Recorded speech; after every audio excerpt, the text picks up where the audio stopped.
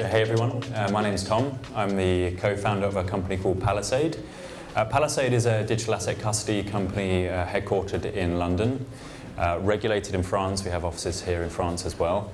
I'm joined here today with my co-founder Manthan. The two of us, prior to founding Palisade 3 years ago, spent around 5 or 6 years working at Ripple, building out their payments network. Early versions of their liquidity management solutions as well, such as ODL.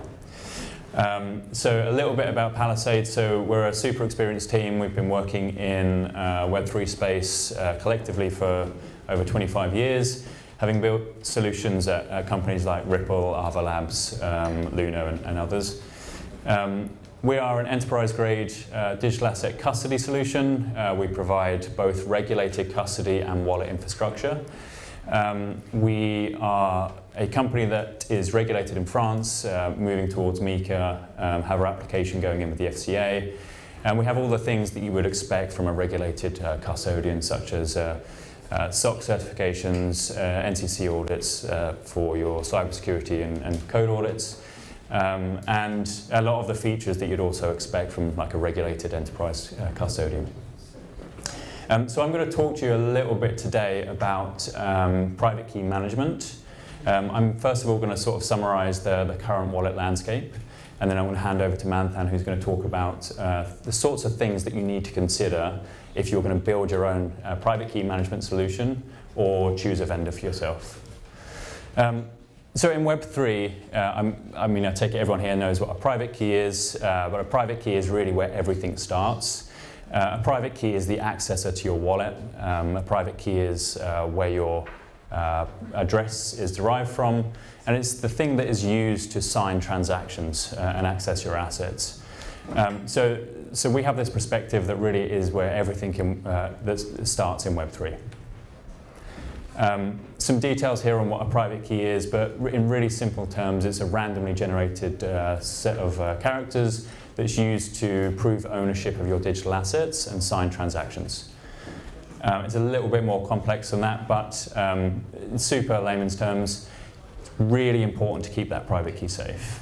Since 2011, we've seen huge losses of digital assets, largely due to the loss of the private key, poor management of the private key, and also hacks, scams, fraud, poor access controls, and other things like that. So super important to keep that private key safe. And we don't really have this problem in TradFi, because in TradFi today we have centralized networks where assets can be revoked, transactions can be reversed, etc. We don't have that in Web3, so it's really critical that we keep that safe. So the current wallet landscape is quite fragmented, but we can break it up into two categories. So we have like end user wallets, typically, and we have institutional wallets, both going after slightly different use cases here. So end user wallets, more retail focused on the user experience, solving use cases such as DeFi trading, payments, and things like that. The job here is really to abstract away a lot of the complexity around private key management so that the end user doesn't have to deal with that. Really try and relieve the end user of the burden of dealing with that private key. Let's go back there. So institutional wallets are slightly different. The approach there with institutional wallets is really that there's been a really strong focus since day one around the security model of that private key, governance controls and things like that. The platforms that provide institutional custody and wallet infrastructure really design their platform around the operations of financial institutions, and they typically come with really high levels of contingency, such as insurance, backups, disaster recovery mechanisms and things like that, which until recently we haven't really seen with end user wallets. So what forms do these come in? We've seen a lot of non-custodial wallets over the years. MetaMask is a really good example of this. You have your browser extension wallet. The private key is typically stored in the browser, encrypted. You have custodial wallets and sub-custodial wallets. Typically these use like a HSM or MPC to provision the private key and store that in a secure way on behalf of clients. And then they come in other forms as well, such as on-chain and off-chain private key storage mechanisms and wallets using account abstraction and multi-sig and things like that. And so how do we decide which option is the right one for you and for your customers? And on that note, I'll hand over to Manthan, who will walk us through that. Hey everyone. So if you look at the Web3 space, it brings a lot of power to the individual because it's all about peer-to-peer. It's quite different compared to the world that we live in today, where things are done through people in the middle. So if you have a bank account with Revolut, for example, you can hold pounds, you can hold stocks. You know that they will only provide you with assets that are vetted and they're clean. They will not let you hold any kind of fake NVIDIA shares or fake Microsoft shares. And it's all done through a lot of regulated bodies. There's a lot of trust in, obviously, Revolut, but they make sure that comes true and they ensure that they're following the best practices set by the regulators in the space. With Web3, it kind of sets it over its head. So Web3 says all the power to you as an individual, but it also comes with a lot of responsibilities. So you need to make sure that you know your stuff, you know how the keys are kept safe, you know the assets that you have, that you trust them. You also know if you're using DeFi platforms or using other tools that you have to trust them as well. And a lot of times there are a lot of hidden things. So if you're using MetaMask, all the code that produces MetaMask is on public. You can download it yourself, you can build it yourself, but nobody really does that, right? And also, you need to look at their dependencies. They might depend on a lot of other libraries, tools, and attackers can get through those channels as well. So there's a lot of complexity around how you make sure that your tools are safe and secure. What you may think is self-custody, where you have complete power over your asset, may not be true because there might be other people involved as part of that process. When you're a business, so not an individual, if you're a business, it changes the game completely. Because if you're running a business and you've got a staff of 50 people or even 10 people, how are you going to hold those assets? How are you going to set up your wallet? How are you going to make sure that there are appropriate processes in place? Audit is there because when the assets are sort of like stolen, you can definitely see them on the blockchain. That's great. And there'll be a record of like, where those assets are moving, how it's getting laundered, and you can look at it, very well, but that's too late, right? So how do you set governance processes and things in place beforehand so things are they go through the appropriate DD, due diligence, they are taken care of in the sense that you've got enough eyes on the process, and that the right people can do things that they want to do, and the people that shouldn't be able to see things or should not be able to have access to certain things, they are prevented. And UX is also incredibly important. I think a lot of people think that UX is not that important. You can just run things in a command line and it's all super secure and I'm not sure if people are hooked into this, but somebody managed to get the snake game in under 100 kilobytes, being able to reduce dependencies drastically. That's all cool, but it's very hard to use, right? If you can't use it easily and you can't see the truth in front of your eyes in a good way, it's just kind of not very useful. So these are the three core things, but around this, there are a lot of other things, and below these things as well, there are quite a lot of depth. So a good way to think about risk if you're running a business is to start with a risk assessment. So look at where the risk is, whether you build versus buy, what does it cost to maintain this solution? If you're buying a solution, how are they maintaining it? How are you going to make sure that sort of access management is on point? Who has access to the assets? If you're using a vendor or you're using a product, does it allow you to set up the right level of access controls? A lot of times when you look at products that are out there in the market, for example, take multisig. Multisig seems really, really cool on its surface, especially if you look at something like Gnosis, which is quite well established.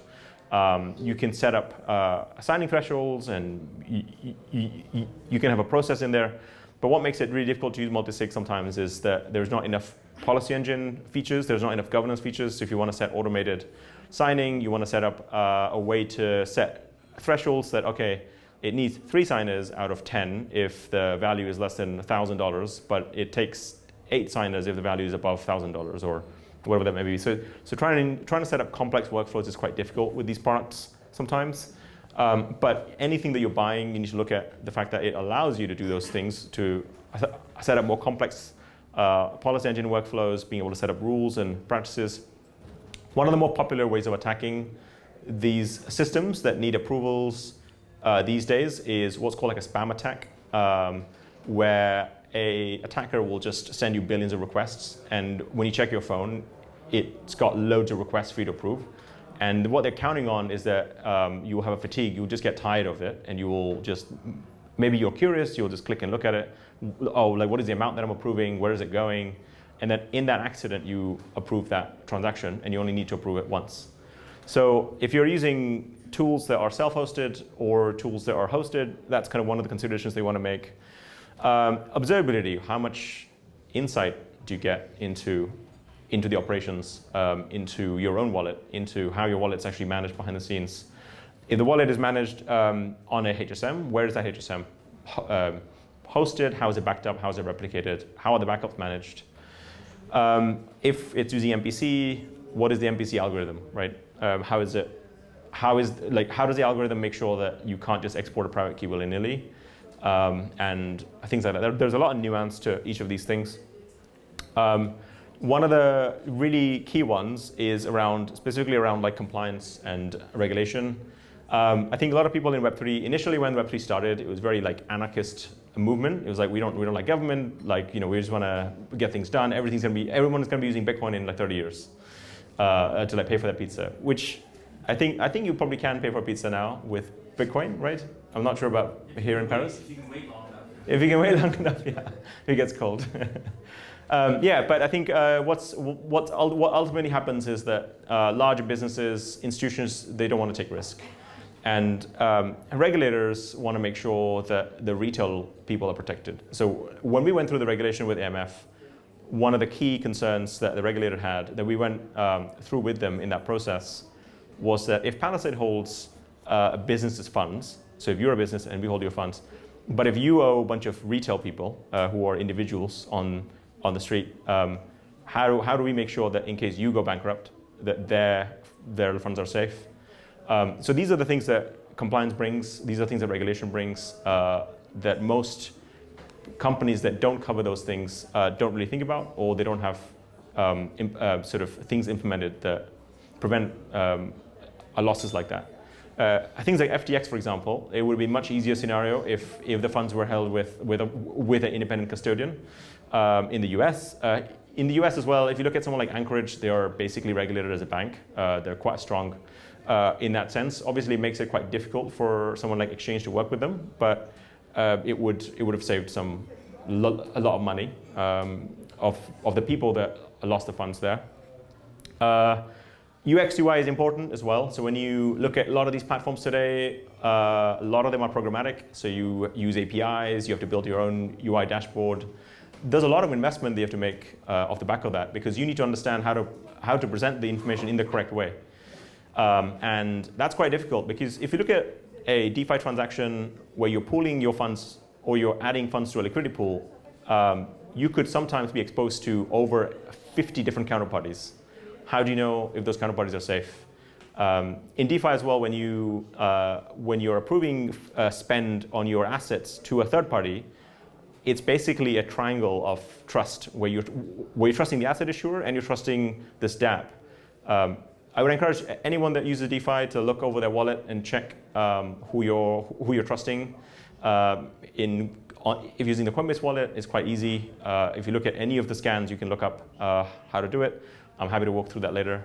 But you will find that if you're using any dApps, you are trusting a lot of third parties who have access to your funds, even when you're not using them. So you want to make sure that your vendor that you're using is making sure that they're making it visible to all the counterparties that you're exposed to, and they're actually vetting those counterparties as well. So if one of those counterparties has a hack, you want a product that is proactive enough that they're able to revoke those permissions instantly in the backend without you even knowing about it. So if you're looking to buy a vendor, or you're looking to manage your own wallet using Gnosis, or you're going to deploy a smart contract because you know that stuff very well. These are the things to think about. What's most important for wallets and sort of custody of wallets on your own end is that you think about your risk posture, where you are today, where you will be heading. So if you're looking to access DeFi or you're looking to leverage assets from there, that you sort of look at whether all of that is kind of part of whatever tool that you're buying. You want to make sure that the vendor you're buying, is that SOC certified? Is that vendor ISO certified? Certifications don't necessarily guarantee proof from hacking, because we've had loads of those happen in the past. But what it does is it kind of at least tells you that, okay, this vendor has kind of thought about these things and kind of gone through that. It's actually very easy. You can pass SOC and ISO in less than 3 months. This is from a personal experience, not through Palisade, but through other people that I know, because it's a checkbox exercise. You can quite easily check boxes. You can pass SOC and ISO by literally doing no changes in your current model, and you can pass it, which is why it's important when you actually buy a product that is SOC ISO certified to actually look at their reports, look at their policies, go through that, ask questions. If you want a quick question that can wreck 70% of your vendors, is which are the trust criteria that you're actually SOC certified under. SOC has 5 trust criteria. Most vendors are only certified under 1, and you want to make sure that they have more coverage there. You want to make sure they're regulated. Depends on your needs, but it at least tells you that they've gone through the DD, they've kind of gone through the process of learning what the best practices are, and protection of assets is at the topmost of their priority. And you also want to make sure that if they are audited, they're not audited like 5 years ago. You want to make sure that they're constantly audited. Most good players in the space will get audited every quarter. They'll be going through a pen test. They'll be going through a bunch of other tests, and as part of their SOC certification, they will have their own internal processes to make sure that they're kept up to date with all the recent attacks and hacks. You want to go through this? Yeah, sure. So we can talk a little bit about what to look for outside of certifications and things like that. So if you're looking to engage with a wallet provider, a custodian, or a technology provider, you want to be looking at things in their feature set around how they provision keys. So what technology are they using there? Are they using software-based? Are they using hardware-based? Or are they using a combination of the two? What does their governance and policy layer look like? So what sort of governance controls can I set up around asset access and transaction signing? Do they integrate with compliance tooling such as chain analysis and Elliptic? And how does that affect my business? Blockchain integrations. So I'm building a business in Web3. Maybe I'm building on XRP Ledger. Do they support XRP Ledger? And what are the features of the XRP Ledger that they support? Then we're looking at things like tokens and also the way that you access those assets. So is it API programmatic, or is it strictly through the UI? And each of the different vendors and providers out there have a very, very different feature set, but you want to make that assessment based on your own requirements. One of the other things that's really important, so if you look at something like MetaMask today, which is a non-custodial wallet, there really isn't a transaction governance lifecycle. You put the details in of the counterparty and the amount that you want to send, or the dApp that you want to interact with, and you click submit, and it signs that using a private key. Most wallet infrastructure providers today will provide a transaction governance lifecycle. So we'll go through a bunch of different stages from the point that you request that transaction, such as authorization, authentication. It will go through your policy checks, your compliance checks, and if all of those pass, it will then go off to being broadcast, signed and broadcast to the blockchain. Manthan, do you want to talk a bit about key distribution? Yes. So it depends on what kind of setup you have. You can distribute keys in a variety of ways. In here, we're specifically talking about a MPC distribution. So depending on what your setup is, you may choose to actually hold keys in conjunction with your partners. So what we've seen a setup that's quite popular is if you're a fund, so you're effectively collecting a lot of assets with other counterparties, you want to make sure that the that not one of the LPs, liquidity providers in that fund, have control over that fund. It also helps in the transparency. So what it does is if you're a fund manager, you can say, hey, I don't hold any keys. All of my LPs, maybe there are 6, maybe there are 3, maybe there are 2. They hold their own part of the key, and then when enough of them come together, they are able to authorize the transaction. So you can effectively literally run your entire board of directors approval process off of MPC. And what you want is a vendor. There are lots of vendors in this space, but you can use it's a way to think about risk. Because if you look at, if you're holding a private key in a HSM, all of the risk is concentrated in that HSM. It's great for hot wallets. It's great for compliance-oriented platform where you want to make sure that funds are recoverable, and you're effectively answering to a regulator who might ask you to do certain things. But if you're looking for a non-custodial setup where you're holding funds with other people, or you're doing things that are currently not covered by regulation, MPC kind of supports that today. If you go to the next slide. The other thing that's important is the chains and protocols that you're integrating to. So Tom mentioned earlier that one of the key things that's important is finding where your audience is or what you're actually building on. If you're building on Ethereum, you are looking for a very different kind of use case than if you're building on something like XRP Ledger, or if you're building on Bitcoin. There are ecosystems in their own regard. From a wallet perspective, it exposes you to different kind of risks. There are different blockchains have different kind of risks relating to the consensus mechanism, how that works, how that might expose you to other risks, because your transactions may be going through different validators that are actually concentrated in different parts of the world, which might expose you to different kinds of problems down the line. Or the fact that the consensus is actually concentrated into a couple of people as opposed to a distributed, I think Ethereum has over 1 million validators, so it's super decentralized. XRP has a kind of a lot of financial institutions, foundations run the validators, so it ensures compliance. So your risk profile is quite different. What you ideally want is you want a provider that doesn't just integrate into every single blockchain as possible, but you want a provider that integrates into some blockchains and in a very good way, in the sense that they actually understand what that blockchain brings, the USP of that blockchain, and they're effectively enabling you to build on top of that blockchain.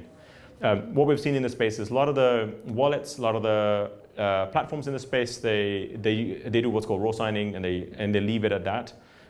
Their policy engine won't actually cover the actual risk because it doesn't understand the nuances of that blockchain. So you want to find a partner that is a good balance between the two. And I think that brings us to the end. I think we're at time, right? Yeah. Okay. Yeah, Thank you. For a few questions. Okay. Thank you. Okay. Any questions? Now my question is around the regulation part. Like you build out the solution. I'm curious. What were some of the challenges that you encountered as regards like interacting with the regulators? And I think we all know that blockchain is going towards more regulation or being more regulated. That's how we get to mainstream adoption. So I'm just sort of curious as to some of the challenges as you look at the future, like how. Yeah, sure. So I think for us at Palisade, we had a really good experience. So maybe a bit of a boring response, but we sort of started building out Palisade as the regulator had already started to understand digital assets. So for us, there was really good clarity around the sorts of operations that we could partake in, the sorts of clients that we could onboard. But I think looking forward, like for us as we move into Mika, one of the big gaps in at least this first version of Mika is around DeFi. So there's really no mention of DeFi and staking and things like that in Mika. So that limits the scope of the use cases that we can support.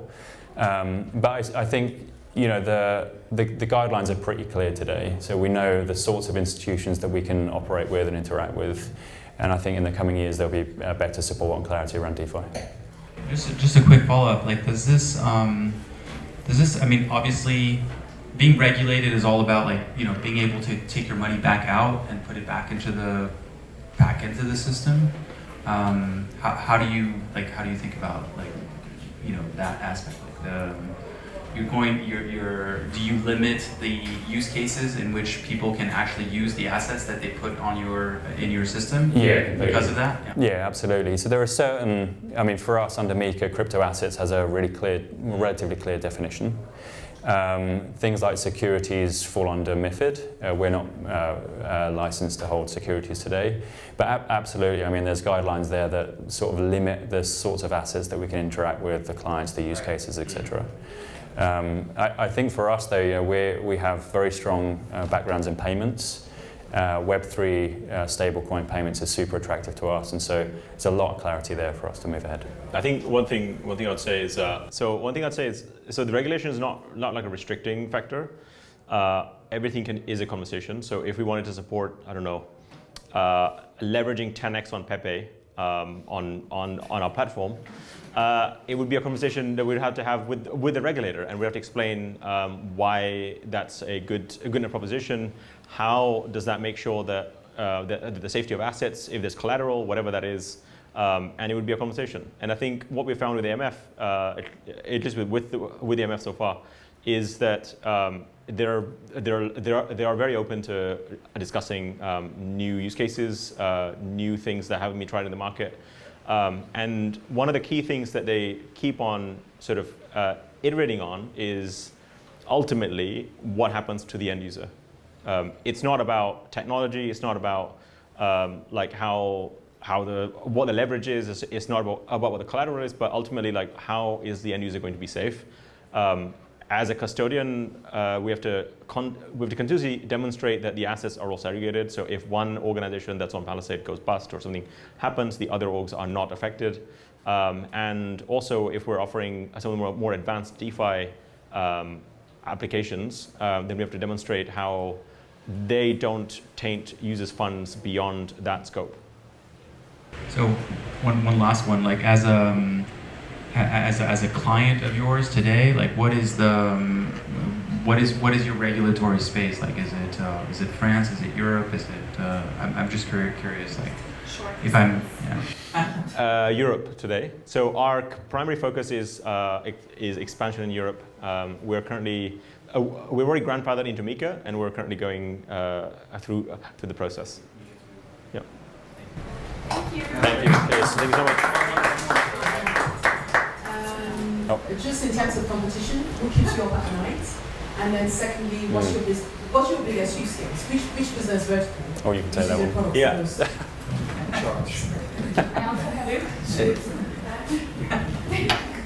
So in terms of the key USP for Palisade is that any blockchain we pick, we deeply integrate that blockchain. So we actually understand how that blockchain works, what the risks are, all the way from consensus validators all the way to execution on chain. We look at metrics like how stable the validator nodes are, what the uptime is. So we currently integrate actually quite a short list of blockchains, primarily because it took us a lot of time to understand how they work. The other USP that we have is the policy and governance engine that goes along with that understanding. So we actually the governance engine understands very well what the execution is and how that exposes the customer to that risk. And that's kind of how we differentiate ourselves in the market today. What was the second part of the question? Keeps you up at night. Okay. Yeah. I'd say no one keeps us up at night, apart from ourselves, really. I think our focus is just providing and iterating on providing the best solution we can. Obviously, there are some big names in the space. We won't mention who they are, and they're doing amazing things, and there's some steep competition there. There are definitely gaps in their product, and that's what we're going after. Thank you so much. Thank you so much. Cheers.